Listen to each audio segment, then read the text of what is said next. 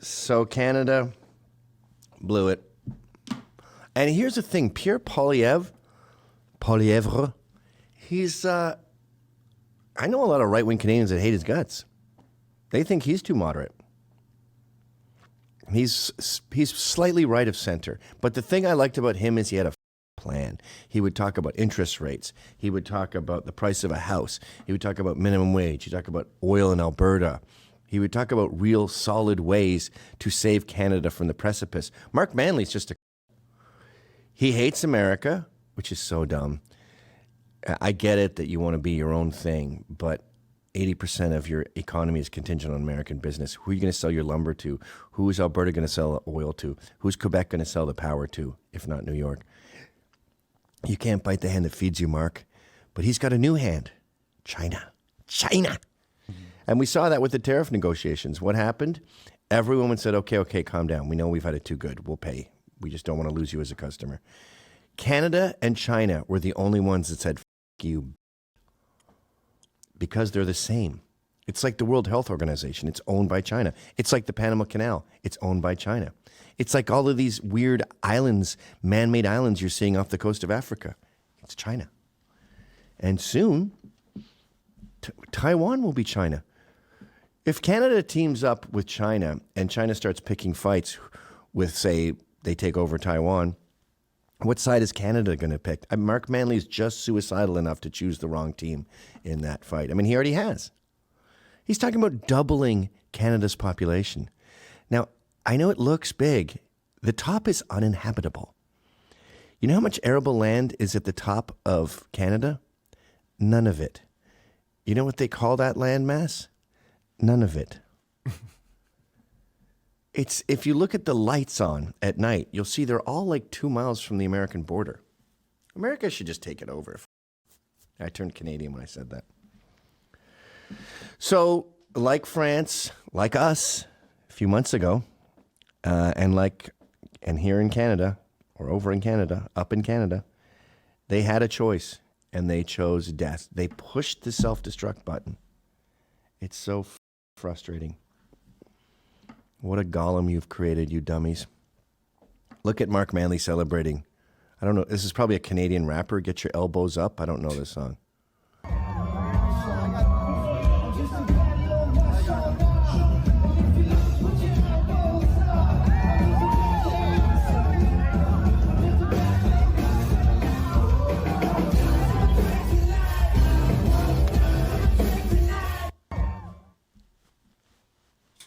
I should put a butt plug up my ass and dance better than them. To own the libs. So, by choosing Mark Manley, you've chosen diversity. You've chosen more of that buddy, f you buddy. I told you when I was in Canada for Canada Day, for my show there in Toronto, I didn't hear English. I didn't see any of these on Canada Day. When I was a kid in Ottawa, it would be nothing but Canadian flags on Canada Day. It's hard to say. But they've embraced diversity, including, what do you get when you have mad diversity? You have a Filipino parade with 16 dead from a crazy Chinese man. And my thoughts and prayers when I first heard this, I was like, please, please be Muslim. Please be Muslim. Please let me use these dead bodies for my own political gains. But it appears that he is what most of these mass killers are, an absolute fucking mental patient. And if you recall, we went over this because we were told white people are the biggest killers. That's not true. But the reasoning, despite the FBI saying white supremacy is another number one killer, the reasoning for most mass killings is mental illness. Number two is Islam. Then you get down to white supremacy. Then there's gang violence. Then you get down to white supremacy, and it's like number 36. And it's often a lie. Dylan Roof chose that black church because he knew no one would be armed. He wasn't headed to a black church. He had black friends in school. I know you saw him with the Confederate flag, but that became the whole basis for this allegation that it was a racist shooting. And the white people loved it. Why did they love it? Black failure, white guilt. I need for there to be a reason that black people in America are f***ing up. And I don't want it to be genetic. For some reason, they don't want it to be cultural. That used to be okay in the 90s, right? Stop the violence. But they stopped doing that. It's not, no, the culture's great. Then what's the problem? Racism. The blacks are behaving badly and destroying malls because of racism. Okay. I like Canadians. And they're very kind, too kind, but they're also weird. I mean, sorry, tough, like violent, like they will fight you. Maybe that's hockey, maybe it's a Scots-Irish thing, but you can be nice and polite and also a brawler. And I thought this was a good example. Stuff like this gives me a sliver of hope. There's a thief. And, oh, he's tripped. Mother, what's up? Mother, what's up? What's up, mother? You're getting it. You're getting it. I'm getting closer. What's up? Did you hear the last part? I think it's in the text on the thing. What's up, mother? He goes, he's getting it. He's getting it. Show it. Zoom out. Yeah. You're getting it. You're getting it. I'm getting closer.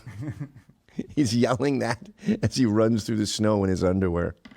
So that's which way, Canadian man? Which way? That might be today's show. Because there's another way you can go, and whites often choose this. Britain chose this way long ago, and it is self-cuckoldry. It's a diversity mongering to the point of self-annihilation. This is a burger place in, where is it now? Mississauga, I believe, where my brother lives, which has got a lot of... And it also has white people choosing that archaic, savage cave religion.